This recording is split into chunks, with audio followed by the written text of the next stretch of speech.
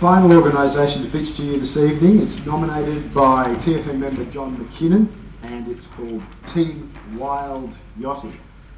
They run environmental clean-up programs in Queensland for young offenders. Here to tell us more, as he's getting wired up, wipe for sound, please welcome CEO David Jackson.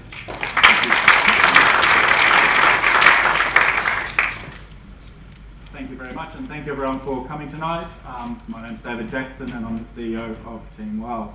I'm here to inform you of an innovative and exciting opportunity. Team Wild is a public benevolent institution. We formed in 2010. We initially started off with a lot of government money and we had a change of government which pulled the rug up from under all organisations. I come from Queensland. Thank you. We work with severely disadvantaged and disengaged youth. The children we work with are involved in the youth justice system. They've been in youth detention 5 times or more. We don't touch any youth before they've been in youth detention 5 times or more. So basically we exist to equip these young people with the skills and abilities to make the best choices in life. It's clear 5 times in youth detention their choices are not exactly the best, and we work with them to help them to improve the decision making that they do. We developed a program that we call ROPE, which is Rite of Passage Entitlements. It's exactly what it sounds like. Every child, like all the other presenters before me, should be given fair opportunity in life, whether they are disruptive to society and crime, Down syndrome, Down's lots of different situations, or need to ride a bike. Everyone should be given an opportunity, and Team Wild works towards doing that. We created a program that uses adventure-based learning because what we learned is by putting people in shared adverse environments, you create a great team, and you then are able to work with the young people because you've entered their lives and achieved something together through quite trying times. If we could have your magic, please, Tom. We based our model on the World Health Organisation's model of holistic well-being. If you have a quick look at the graphic there, you'll see that we focus on mental, physical, emotional, spiritual, social, financial, and environmental works. So what I'm here to talk to you about tonight is actually all of that tied into an environmental program. So how effective is ROPE? Well, I'm going to tell you about a young fellow that worked with us. His name is, for the sake of tonight, Liam. Liam was born with fetal alcohol syndrome, drug addiction. He suffered serious assaults, including sexual assaults as a young boy. His family is a welfare-focused family. And Liam was actually ranked, we actually rank our juvenile offenders in Queensland, believe it or not. He was ranked the 3rd worst offender in Queensland. He'd done more than 2,000 break and enters. Yeah, good, he was very highly skilled. Stolen over 500 vehicles. Got as far as Brisbane, so Cairns to Brisbane in one of them without police intervention. But the sad part of Liam's story is he spent 5 years of his 16 years of life in youth detention. This kid was what we expected would be a lifetime criminal. Basically, Liam was a poster child for antisocial behaviour. He continued his drug addiction and continued to fund that through his mates.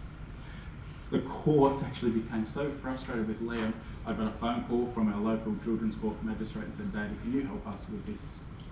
And was quite displeased. And anyway, so we turned up to the court and we worked with this young fellow and we applied the principles of ROPE. It took us 2 weeks to engage this kid, 2 weeks. And after 2 weeks, I got a phone call, I think it was about 9 o'clock at night, and Liam said to me, David, I want to talk to you. And for the next 3 hours, he told me about his life. He told me about having his head held in a bucket of water until he passed out, being jumped on as a young child, broken ribs, really unfortunate and horrific life stories. Liam, I think it's fair to say, was not an easy case. Now, if we fast forward 3 years, right, Rome wasn't built in a day, 3 years, Liam has had 0 offending.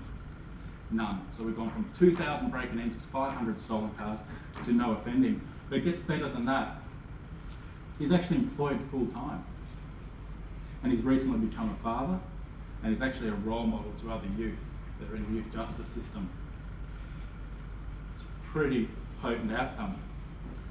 We've got 56 similar stories to Liam's, 38 of equal success, so kids of the worst offending, turning their lives around, entering education or employment. The other 18 will say vast improvements. We haven't had too many go back to youth detention. We've had some reoffending, but it does take time, and sometimes there's just something that happens in these children's lives that makes a change. But basically what I hope you've sort of gathered from that is rope works.